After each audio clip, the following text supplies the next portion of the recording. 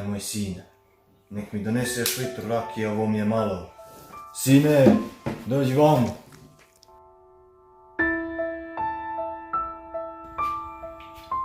Sine, mrš vani i donesi mi litru rakije. Ajmo nama, ustaj. Dobro, tata, iću, ali gdje su pare? Nemam pare. Sine, ja nemam para, uzmi one pare što si sebo štedio za svesku da uzmeš u školu i ono odnesi, ja sam tada pare sve potrošio na Juventus sam stavio i ošlo je sve na zadnju gajbu pive. A uzmi pare i idi momentalno po litru rakije, ajmo, diži tu guzicu. Tata, to su meni pare za sendvič i za svesku, neću onda imat šta jesti. Biću gladan. Sine, ne zanima me, uzmi one pare i donesi vamo i trh po litru rakije, nama.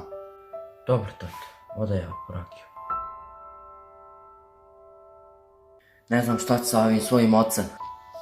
Gdje je ovaj moj sin, 2 sata ga već nema, šta je ovo ljudi moji?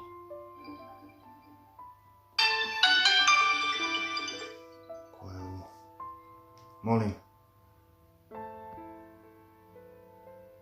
Šta se dogodilo?